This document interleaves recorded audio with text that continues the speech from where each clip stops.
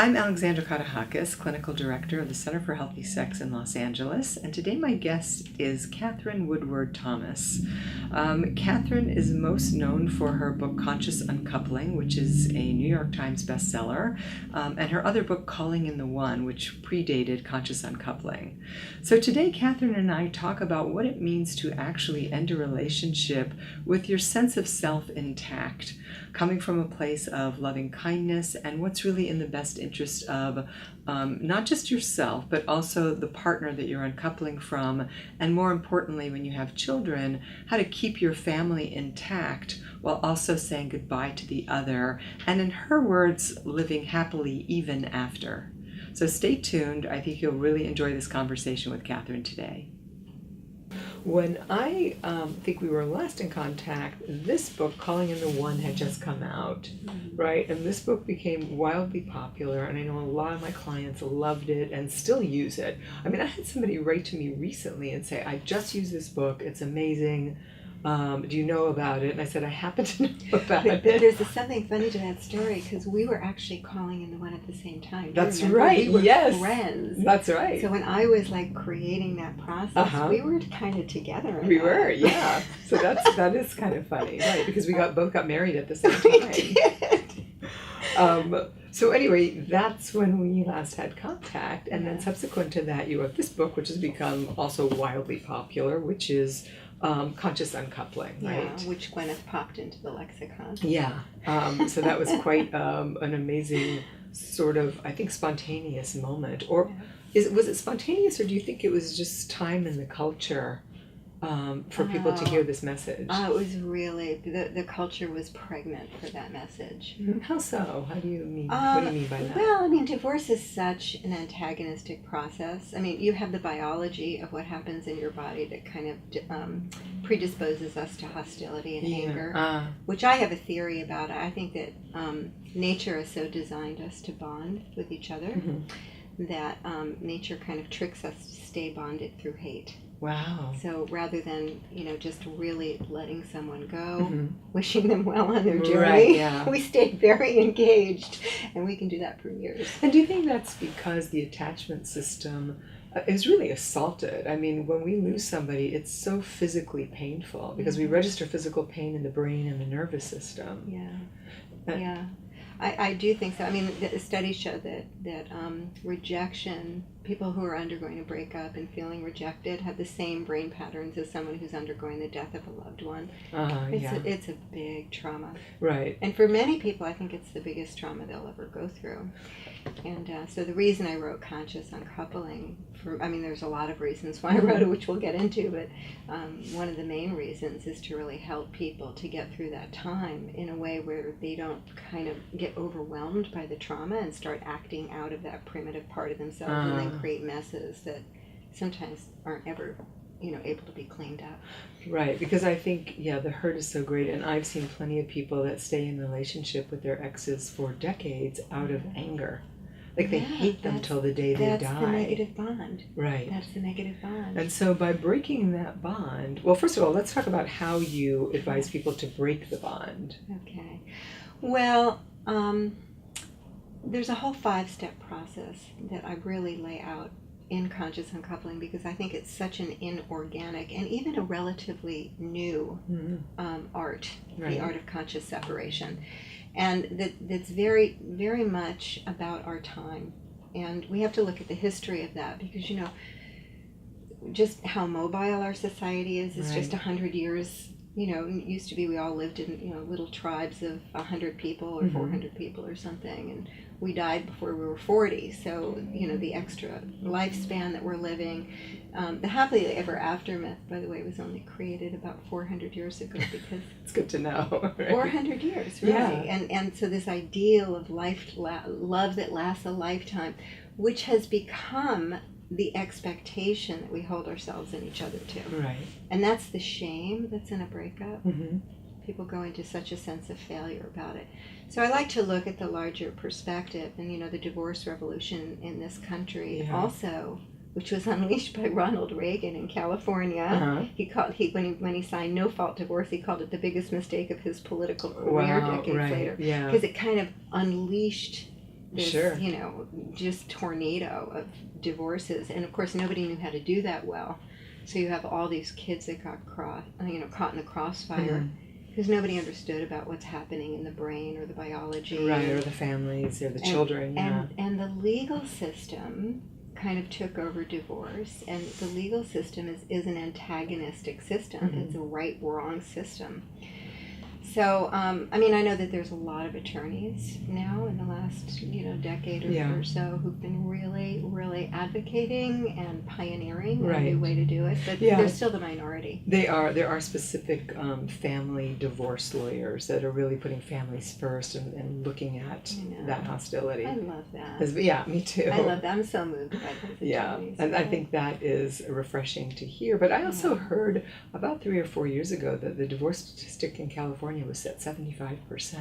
Wow. Yeah. I mean, this was quite a while ago. I think it was 2013, 14, something like that. Wow. It hit a new high. That's crazy. And I think you're right. With the no fault, all of a sudden it was just a free-for-all. It's like at-will employment. You can just come and go as you please. Well, I mean, there's a lot of things that are kind of creating that dynamic, one of which is our expectations that's kind of fed to us inside of the happily ever after myth, that we're just going to find the right one and live happily ever after, and we don't really know what to do with each other once we have each other. But don't you think that when people died at 40, that sort of made sense because it was a contracted lifespan together? So the conditions that myth came out of is that the lifespan was not just 40, but it was that low partially because half of the children were dying before they were 16. Oh, okay. Okay, so I say that in that universe, it's really good to have two parents in the home to give the children a better chance of survival. Sure. So you have to see every meme that comes out that we're living into that we consider, sacred and holy as emergent out of the cultural constructs of the time. What were people struggling with? What were they dealing with? There's also another interesting fact about what prompted the happily ever after myth was that there was a law on the books that prevented a noble person from marrying a commoner. Oh. So there was no upward mobility. If you were born poor, you were definitely going to die poor. There was no hope of ever getting out. So people went into these escapist fantasies that they're going to marry a noble person. And because you notice in the myths, everybody gets lifted out of poverty. Cinderella. And they all lived happily ever after. So once you start to see these cultural constructs as memes, then you start to question, like, okay, but, so we're all feeling ashamed of ourselves. Right. We're all feeling terribly guilty. We've done this horrible thing. We left our husband. We did this horrible thing. So inside of that shame, you and I know that shame stunts growth. If you get stuck in shame, that's right. You're not doing anything but, going around and around and around that shame loop. You're defending against shame. You're like, wallowing in shame. Yeah, Diana Fosha calls it a barrier affect. Yeah, because it really does, everything's underneath shame. You can't feel anything else. Yeah. So I'm most known for calling in the one, which is, what we were working on together. And I had a great happy ever after story because I married this wonderful man. I called in this wonderful man and had a baby at 43. Right. Then I wrote a book about it and it became a national bestseller. And all these people were coming to me to learn how to do it, and it really does work, and they were having success and all that stuff. So when we actually announced our divorce 10 years later, I was pretty horrified. Of course. I mean, it was, I didn't know if my career was over. It was a social embarrassment. Sure, yeah. And I had that moment where I took off my wedding ring and I felt so vulnerable. But I saw that I also felt inferior. And I was like, what is that? Because that's not just me. Sure, because inferior to whom? Yeah, inferior to whom? To the ideal. Of course. To the ideal. And so I began to, that's what initiated my inquiry into, well, whose standard am I holding myself accountable to? Because I'm actually, at the time, was feeling really proud of how we were handling it. Both Mark and I came from homes where our parents were divorced when we were young, and we both suffered from parental alienation. So I lost connection with my father and he lost connection with his mother when he was just a baby. I see. So we had that in common, and that we were able to join upon a shared commitment that we were going to find a new way. And we began to relate to this idea that children are damaged by divorce as a lack of creativity. That's nice. And so we just got into this inquiry, like, what would it look like to have a happy post-divorce family, so our daughter can have a happy childhood. Right. And it was really because we were able to kind of create that as our North Star, and then just one moment at a time find our way to that future. That was kind of how Conscious Uncoupling was created. Right. So you really held yourselves to a higher standard. And also it sounds like your main directive is what is in the best interest of our daughter.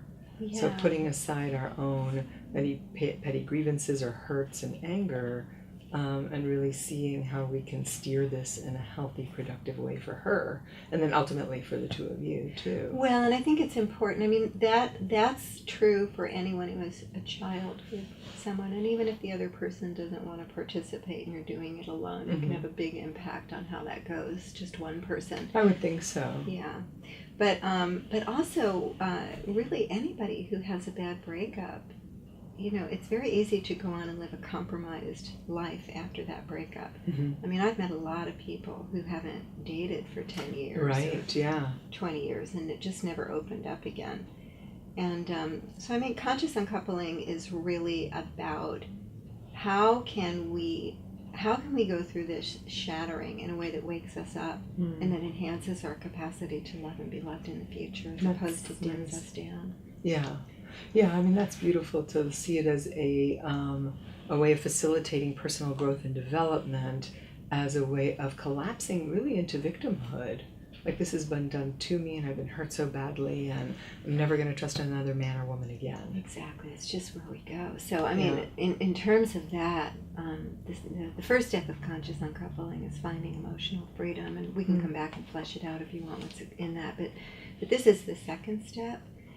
It's about reclaiming your power, which always has to do with self-responsibility. Right. But it's hard for us because we're fixated on the other person, and then of course we have biology pulling on us to hate that other person. So, you know, it's just kind of human to go into a litany of how badly you were treated and what the other person did that they shouldn't have done. Right. You know. So what I like to say is that even if it was 97% the other person's fault, right, you want to look at your 3%. Yeah. Right. Because it's really in that 3% that we can get our lives. And until you get the 3%, like I skipped over the red flags, or I dismissed my inner knowing, or I didn't share my feelings and needs, or I was sourcing my value from giving too much, you know, all of those ways that we show up that look like we're being loving people, but are actually somewhat codependent and unhealthy. They're just survival strategies that we learned when we were young, and they cost us. And until we learn to do that differently, we know exactly what that is. We cannot trust ourselves to move forward and not do it again. So it's not that women don't trust men, or, you know, men don't trust men. It's not that we can't trust other people, and it's not that we can't trust love, but we can't trust ourselves to keep ourselves safe. And it's important to be able to name that and see that clearly. That's really, I love that, because there is that thing about, you know, it was done to me, as opposed to maybe I just didn't know any better either. Maybe I was 23 or 24 when I married this person, and now I'm 54.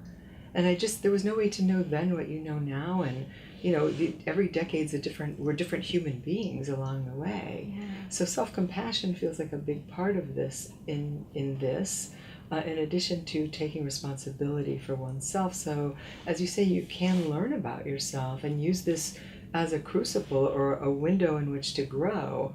And our lessons come in all different forms. We never know whether it's coming through the divorce or, you know, death of a parent or loss of a home, or we just don't know what form it's going to come in. I've had people do the Conscious Uncoupling process because they moved from a city they loved. And that's nice. Yeah, they could say goodbye, right? Yeah, they were dreaming about it. Yeah. So this dreaming also keeps striking me because, of course, I work with sex and love addiction, and I was thinking about, wow, that sounds like the genesis of love addiction.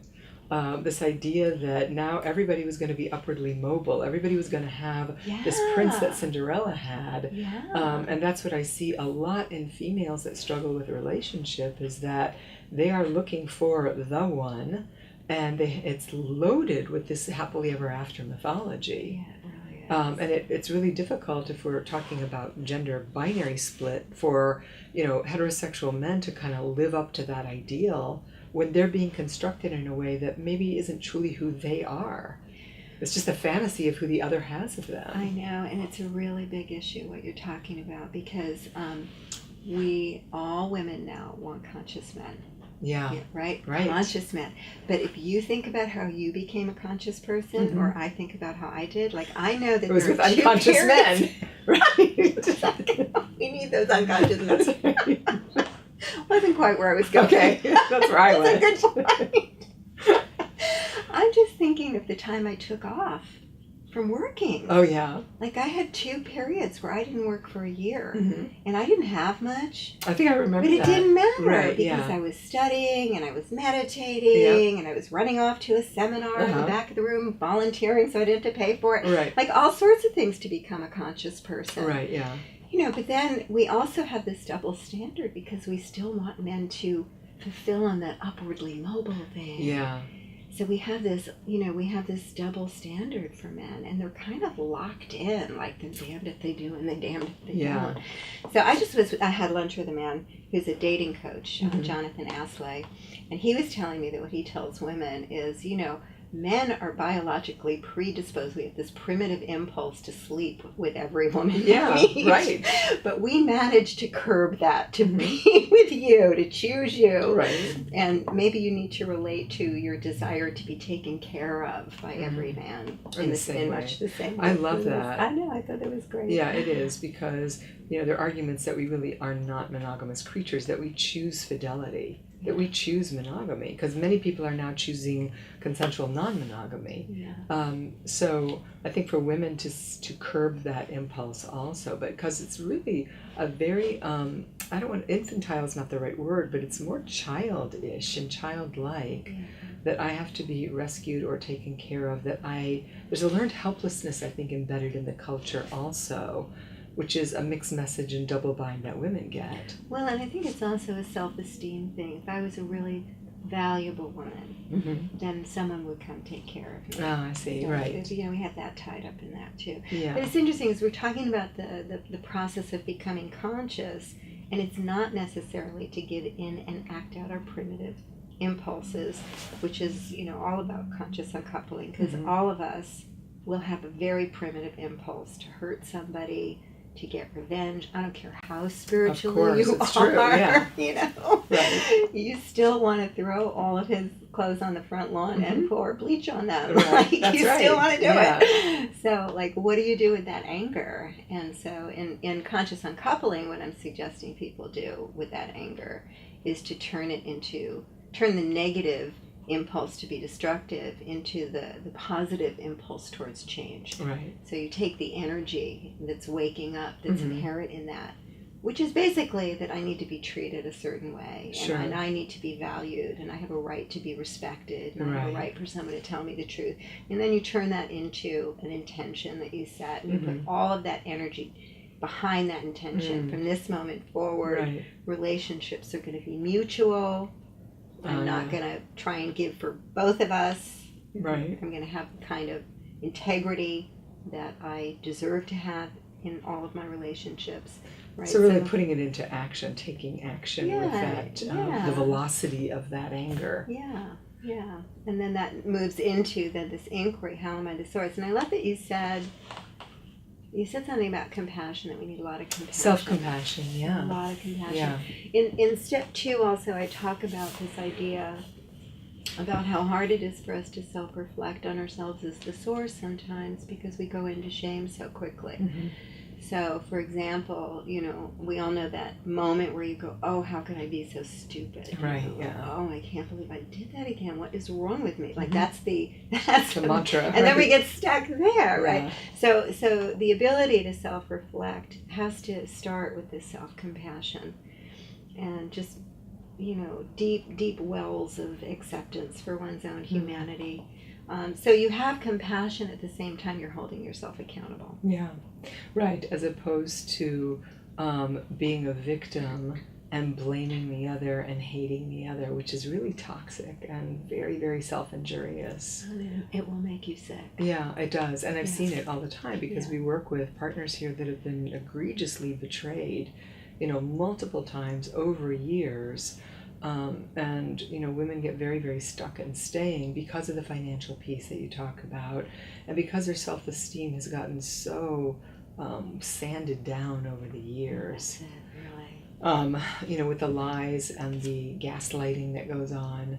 And so it's very difficult. One of the things we try to do here is move women towards empowerment, and taking that, which has happened, sort of simplistically making lemonade out of lemons. But it's hard with women that have been in marriages for 40 years, 20 years. Because there's a lot of grief in that, don't you think? There is a tremendous amount of grief. Loss of one's life, really. Yeah. And to wake up to how much it costs us to behave in these ways, it's no small matter. Right. So based on what you're saying, or what I'm hearing, is that you're asking people to really take responsibility for whatever's happened and put it squarely on their shoulders, so that they're not a victim, they're more of a victor. Well, I like that victor image. Yes, and it doesn't let the other person off the hook. I mean, Right. if you were with somebody who was gaslighting you, it's a pretty serious offense. So it's not making light Of course. of what people have done. But the pathway to liberation and freedom, where you can trust yourself to never do it again, is always going to be, your full focus is on that 3%. And really the truth is that if you've been in a relationship like that for a while, you have your hands full with that 3%. There's a lot to think about. So the third step, it kind of organically moves us through the process where we are now. So now we're looking at consciousness. Who was I being in that relationship? What was that triggering in me that allowed me to accept so little and settle for so much less than I deserve? And of course, if it's the other person who left, it's going to be right up there as an interpretation of that experience, which is I'm not good enough, or I'm not worthy, I'm unwanted. These are the stories that we live with on that unconscious level. And we're not walking around all the time like that, but in any kind of difficult moment in a relationship, certainly in a breakup, but really even in the day-to-day disappointments, very often we'll go into that story. And the story lives in our body. It happens in a breath outside of conscious awareness. I don't need to tell you this. But in a breakup, what happens is you have the normal grief of losing someone and all the things associated with that relationship, the holidays, the routines, the home you lived in, all the things that you counted on and called your life. And so you can't usurp that. We're always going to be sad to lose people. Even if they were not great relationships, we'll still feel sad because we're just tender that way. Right. Unless you're the one who left, and that means you've been rehearsing for a long time and building your identity outside. But initially you felt sad even. You were grieving while you were there. Well, right. But where people really struggle in a breakup is the insult that it is to one's identity. And the horror of going from someone who was the chosen one, who was the special one, to being now discarded. And then there's a new special one on someone's arm. And who does that make me? Well, I'm nobody. I'm nothing. I'm Isn't not. that interesting how that collapses us so profoundly? It collapses us. That's a great word. Yeah, I mean, the rejection and the abandonment, and then the story that ensues about I'm defective or old or wrong or not good enough. Yeah. It's just really devastating. And people can stay stuck in the story for years. Sure. So I call that your source fracture wound, because then we track back that the first time you ever felt that. So say that again, your source fracture wound? The original break in your Okay. heart. Because however one interprets the breakup, it's not the new story, right? So some people are going to interpret it like, oh, see, I'm alone again.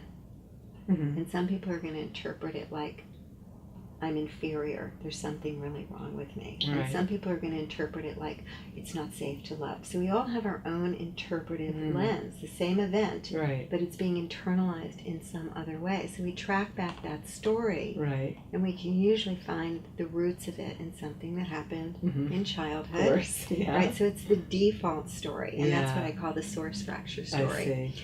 So the wonderful thing about being broken open Mm-hmm. and being completely without any defense, and also like the universe pushing on you with all of its might because there's no escape from this pain that you're in and Right. the trauma of it, is that you really can begin to go back to the source of that story and where that story first took root, and even begin to see how inside of the consciousness of the story that you unconsciously showed up that even set this situation up to be what it is. Of course, yeah. Right, so now we're really in the graduate program of how are you the source of your experience. Which is really hard for people that have been betrayed to hear. Yeah. Because they're so traumatized. They have acute stress symptoms or PTSD symptoms. And so they don't want to hear that they had anything to do with this whatsoever. Yeah. So in the early stages, they can't hear that at all. But I think people that do get better and healthy over time are willing to look at this. Well, and that's the dangling carrot. I mean, Yeah. I just have to say, look, come over here. This is where I think we're just, we're enrollment cheerleaders. Let me enroll you in your life. Right. Let me tell you about the possibilities of your life on the other Yeah. side of this. If you're willing to see it. I want to go back to something, though, because I'm really curious about what happens that we fall asleep in these relationships. Because you're talking about social construction and memes and all of these cultural forces that make up this idea of monogamy and what it is and marriage. And then we get into these happily ever after stories, and then reality sets in, and time, and everybody's so beleaguered with, time and making money and working, and or if they're in a relationship where their husband is making lots of money, which, a lot of women love that lifestyle, but they're angry that the husband's not around, which is the bind you were speaking of. But what happens that we just kind of fall asleep and then wake up miserable or somebody's cheating? Well, I think we kind of shut down truth because we turn away from truth telling because we're so afraid to kind of rock the boat. We don't want anything to fall apart. And then you just get further and further away from yourself and from each other, and I think it happens all the time. I think it's probably more common than people who actually have a live, true engagement happening. So really, then it's the irony of that is that the paradox, or it becomes a self-fulfilling prophecy. I don't want to rock the boat because I don't want to create problems in my marriage, so I'll say nothing. And I do this for 5, 10, 15, 25 years, and then at 25 years, the boat is falling apart because I didn't want to rock it. And then the other person leaves you for somebody who is really rocking the boat. Right. Yes. There's such radical aliveness happening. Yeah. Right. So this really risking vulnerability and truth-telling. Yeah. So I think it happens when there's children, too. You want stability for children. I mean, in a way, stability is the enemy of truth. I think it is, yeah. It's really, you have to really be careful of that one. Alan Watts wrote a book called The Wisdom of Insecurity in 1958. And it's one of my favorite all-time books. And it's a little book, right? Yeah. It's like that big. But he talks about this very thing, this notion of security, that we're always grasping for security, and what a mirage that actually is. Yeah. So I can see where, that is the thing that, one of the illusions that we get caught up into. Well, you begin to make maybe truth your security. You trust life to that extent. Mm-hmm. You stay married to truth and authenticity. Right. But and that's a practice. That is a practice. I think it is. Yeah. Like what is really true for me today, in this body at this age and this relationship, even though maybe I married that person 25 years ago. And are we staying current with each other along the way? And I think that's where people get scared and where the lies and the deceit starts. And people are creating new models of marriage because of this. Yeah. It's really exciting, the creativity that's happening. So what do you think about that, about the new monogamy, as Tammy Nelson writes? Well, I think Tammy is talking about being inclusive of other partners. I mean, I I don't really take a position on how people want to explore their lives. Right. My big thing is just be in integrity with each other. Mm-hmm. That's my big thing. Yeah, well, I as think long that's as the answer. agreements are clear, then you know, whatever stage you're gonna go through, or however you're gonna do it, I'm all for it. You know, I'm all for it. I don't know that I personally would be comfortable with that, but who knows? I mean, yeah. you know. Well, I think that's the thing. The secrets and the lies and the deceit are what get people into trouble. Mm-hmm. And it doesn't have to be infidelity. Yeah. It can just be about how I'm changing or growing, or what my sexual interests are now, but I'm not telling you because I don't want you to freak you out. So just anything, because it's like a pebble in your shoe that eventually becomes so profoundly uncomfortable. So there's two ways to work on that as a practice, right? One is having the courage to tell the truth, which is not easy for us most of the time, because we are a temporary society and we don't have a lot of safety in the relational field. You know, I think if you deconstruct Japanese language. If somebody in Japan goes to tell you, I would say, Alex, your friend is really mad at you right now. Right? In America, we just say, Alex, I am really mad at you. Right. And the moment I say, just Alex, I'm mad at you, there's anxiety. Right, like, sure. oh, no, how mad is she? Is she going to leave? Right. But if I say to you, your friend is really mad at you, it just creates this container. Like, we're safe. Right. It's safe to be mad. So I think, you know, creating that kind of safety for telling the truth, which means that we also, the second practice is to be open to hearing truth. Yeah, right. To invite people to tell the truth and to not be reactive. Or if you are being reactive, to say, wow, I'm really getting reactive here. Sure. And not just lash out and act out your reactivity. Yeah, because the noticing of the reactivity is really a noticing in the autonomic nervous system that I'm getting hyper aroused here. I'm getting scared. My heart's beating faster. My palms are sweating. Oh, that's so interesting. And is what I'm feeling right now proportionate to what you're saying, or is it historical? Yes. As you're saying. Because it's very hard for me to hear confrontation, or a confrontation from a female, because perhaps I had an angry mother. Right. So this does require, as you're talking about it, just an unbelievable commitment to self-awareness. Well, I'm aware that good relationships take both internal development and then the external skill building of relationships. And a lot of us are focused on the external. When he says this, then I say that. Right. Or, you know, those kind of external things. But you have to have a lot of internal development too, which isn't, it sounds a little intimidating to people, but it's basically self-awareness practices. What am I feeling right now? What do I need right now? You know, where is it in my body? What am I assuming is true? Right. What might be more true? This is the, you know, the inquiry, yeah. And is that kind of inquiry in one of your books, or is this the kind in of work? both of them extensively, and very, very much in Conscious Uncoupling. I mean, we're talking kind of about the third step, which is looking at your consciousness, and then once you see, oh, I'm interpreting this as the I'm not wanted, or I'm all alone, and if you really start to deconstruct, how did I create such aloneness in my marriage? How did I spend 20 years with this person I don't even feel like I know now, and I can't believe he's behaving this way?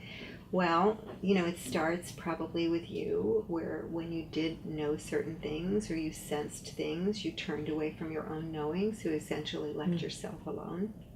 Yeah. Right. So I abandoned myself. I abandoned myself. Right. It happens first internally. And then if you're always avoiding conflict and you're just people pleasing, there's only really one of you in the relationship. I guess so that's essentially you're leaving your partner alone.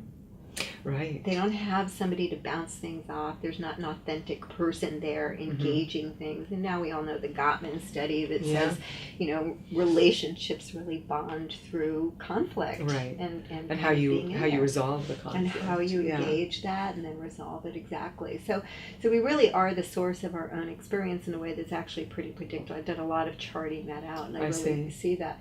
But I don't do it in a way I do it in a very simple, elegant way, because what I'm looking to give access to is for people to go back to that original story, like I'm alone, that they created because they were a latchkey kid or something. Right. Their parents were divorced and their mother was stressed and working, and they were just kind of on their own. Sure. And challenge the story. Is that really true? Like, were you born to be alone? Really? Right. Well, no. I came here to love and to be loved, and I have the power to learn some relationship skills that are going to allow me to do that better.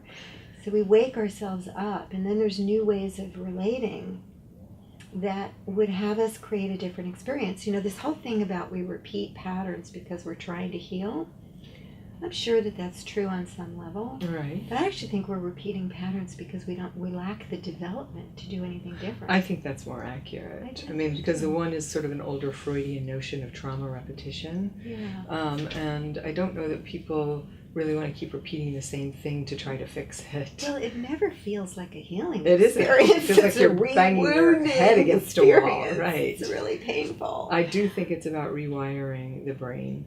And learning new ways of being, new neural pathways. Well, so let's give listeners an example. So we're talking about no conflict, right? Mm-hmm. So people turning away from conflict, because if you have a core belief that you're alone, you also have a corresponding belief about what you can expect from others, which is generally they're not going to be there for you and they're going to leave. Right. Right. That's the part of that matrix and that consciousness. And so, you know, you turn away from conflict because conflict looks like the beginning of the end. Oh my gosh, they're going to leave now. Right? So you turn away, you become very codependent instead. You give in, give in, give in. And basically, so when it looks like as you wake up to, well, I never was alone, and I'm not alone right now, and I came here to love and be loved, and I have the power to reach out and connect right now. And so the new way of being is going to be to learn how to turn towards engagement as opposed to turn towards self-protective activities, right? You're going to choose to reach out. You're going to learn how to talk in those, what is it, Gottman says 30 seconds. The first 30 seconds will determine how the fight goes, right? Right. You can say, sweetheart, I'm upset. Right, but not shaming and blaming is a big part of that. Right, exactly. So these skill building things. But if you understand like how you've been tap dancing around the false beliefs and compensating for them as opposed to really growing your capacity to be in a healthy relationship, you can graduate. You really can graduate. I really know that there's a place that we can get to where your life is not run by patterns anymore. And what you used to do, that pattern of being with narcissists or cheaters or abusers or, you know, all of those things, you really can outgrow them and have a happy, healthy, good relationship. That's what we're both dedicated to. And I think that's true because one of the things we know from the attachment literature is the thing that will change your attachment strategy faster than anything is a securely attached love relationship. So when we get activated, we have somebody there to help regulate us or help soothe us, and we start to look at our own patterns and use each other in effective ways, which is what I think relationships are about, is, you know, healing and learning about ourselves, as opposed to enacting these old childish and childhood patterns over and over again. Yeah, that's beautifully said. So then what would you say is sort of the happiest story you've ever seen when you talk about 5 steps to living happily ever after? Well, I think I'm a poster child for it. Okay. I mean, I'll do a little catch-up. Sure. So when Mark and I aligned on that intention to create a happy post-divorce family, he actually began it immediately when we went into mediation. And he surprised the mediator and I because my book royalties from Calling You the One were on the table. And he was entitled to royalties. I wrote it in the marriage. Right. So, but he just looked up at us and he said, I don't want any of Katherine's royalties. She just worked so hard to write that book. It was a real beautiful, heartwarming moment. Sure. And then a few months later, we moved him into an apartment. I gifted him things to furnish his apartment. I helped him to move in. And then a few months later, he got fired from his job. Oh, wow. And my first thought was, oh no, I hope he can pay his rent. And then of course my second thought was, oh no, I hope he can give me money for our daughter. Oh, right. So I kind of went into a panic about it. And I wrestled with myself, you know, because I could have said kind of like, really put pressure on Sure. him. I need you to really take this seriously. Maybe, go drive a Lyft or Uber Right, or something, and you need to Figure it this out. But I really thought about it, and I thought, there are probably 100 ways I could generate more money, but there's only one father my daughter's ever going to have. So I called him and I said, don't worry about giving us any child support while you're going through this. Right. And it took me a couple months to figure out how to recreate that income. Now I'm an entrepreneur, so Yeah. I could do that. Right. It was still stressful for me, but it was the right decision. Uh-huh. Because it's like this one moment at a time, just building this culture of Right. generosity Sure. and kindness and teamwork. Right. We know that when we're in a marriage, we have to put money in the emotional bank account. Yeah. We have to constantly keep ourselves full and compliment each other and do thoughtful things and bring gifts or whatever we do to build that relationship. Right. But we have to actually build a new relationship post-divorce also. Yeah, that's a gorgeous example on both sides. It's so kind, so considerate. And again, just exemplifying this place of not being a victim, like, oh, you lost your job and poor me, and how are you going to pay for this? As opposed to, what am I going to do here to support this family? Because if you were married and he lost his job, you would step up in that way, right? Exactly. I would have done it if we were married. Right. That's right. So if you're still a unit, we're still co-parents, we're in this together. Right. Then that's great. I hadn't thought about that, but that is so true. So I would think that a lot of the principles in Calling in the One could be sort of extracted and just be a book about right living. I think so. I mean, with Calling in the One, actually, people have used it for training spiritual practitioners. I see. It's been required. Oh, that's interesting, right? For that reason. But yeah, that even if you're not going through a breakup or a divorce, just reading Conscious Uncoupling is a good idea. Well, a lot of people who are married read Conscious Uncoupling because, and by the way, that was for Calling in One. You said Calling in the One, so I'm that sorry, was, yeah. No, it's okay.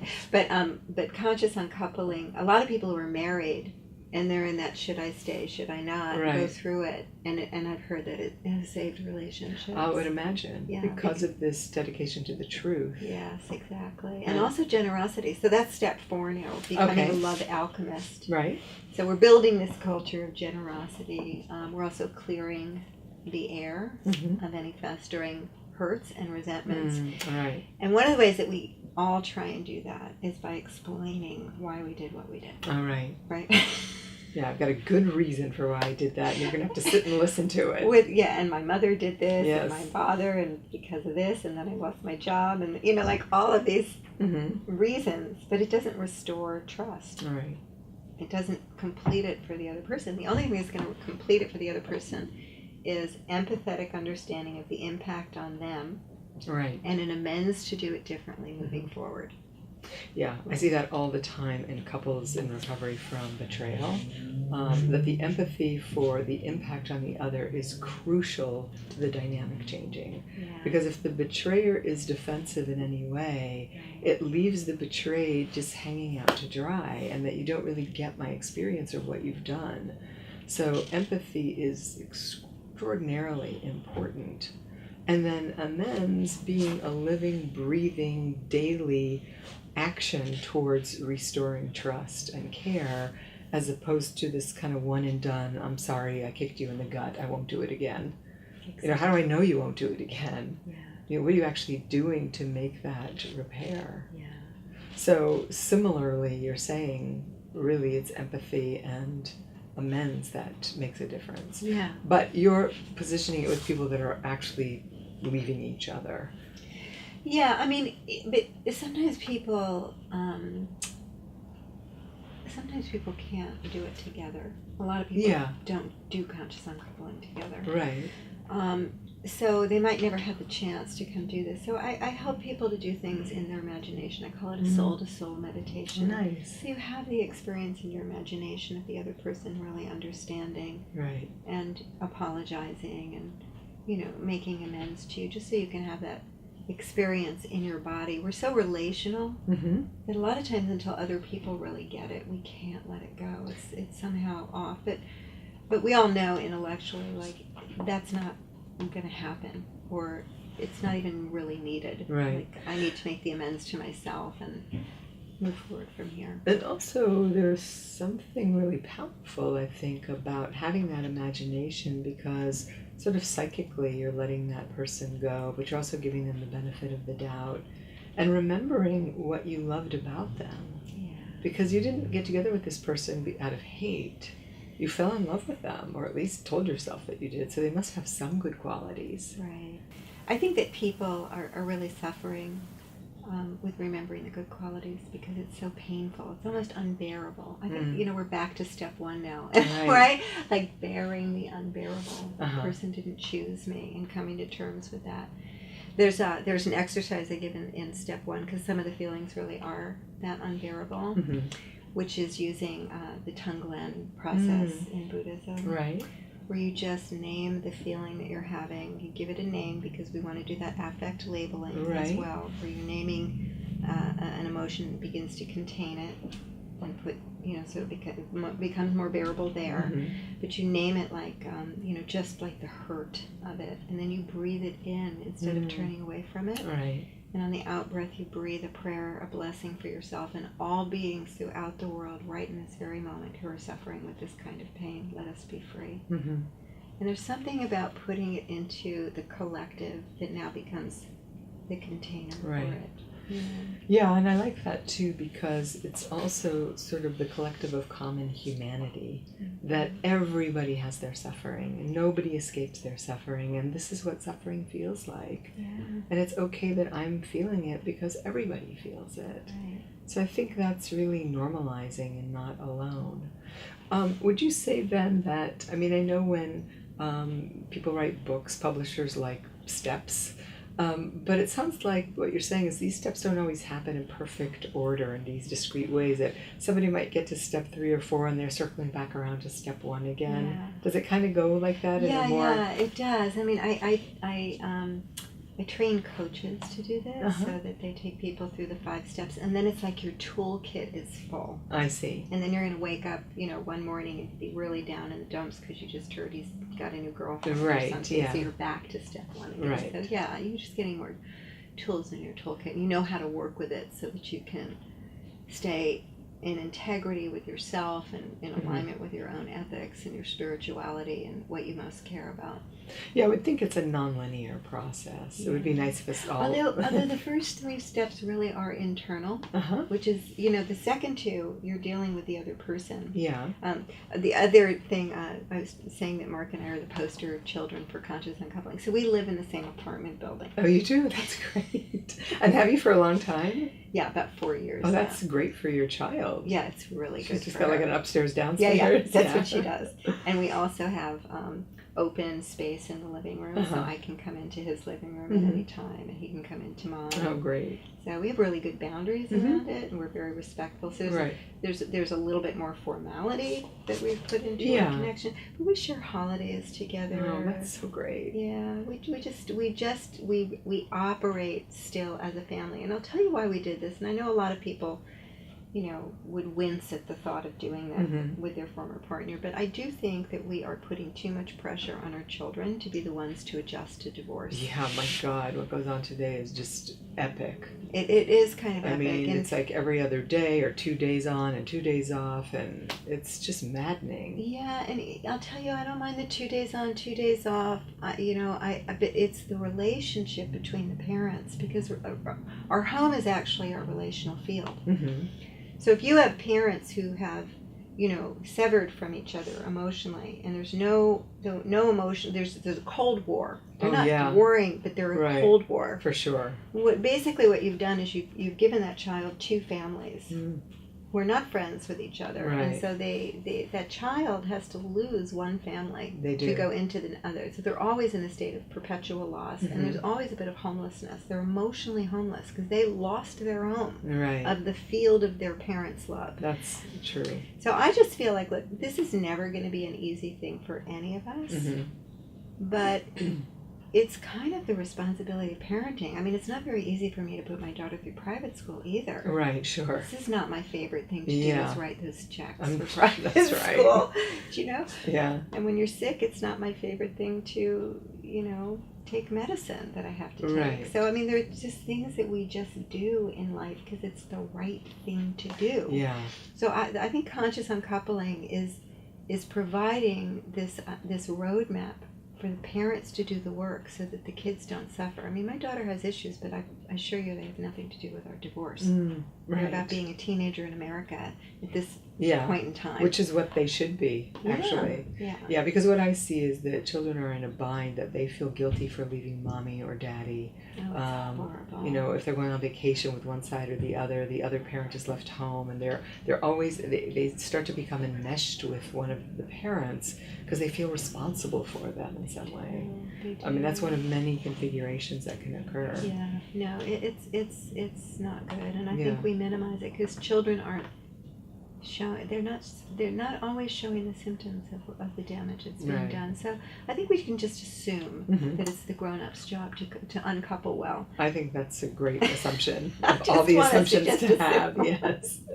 So then, is there anything else about either one of these books or your sort of overall philosophy or what you've learned that you haven't shared? Well, I mean, calling. We didn't really talk about calling in one, which you can do now that if you do. It's funny how cyclical they are. I mean, calling in one came first, and then conscious uncoupling. But I actually think conscious uncoupling comes before calling in one, because here you are, you're clear, you're open, you're free, and calling in the one is a lot of fun because it's about, okay, I'm just going to declare a future that was never going to happen. It's not predictable from my current life and how things have been going. Right. You know, I'm going to be engaged by my next birthday. It's just like this wild, you know, let's just hurl some spaghetti on the wall. And, you know, like see what happens.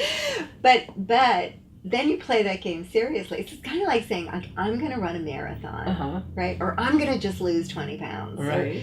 So you play a big game, and then you start to organize your life around that.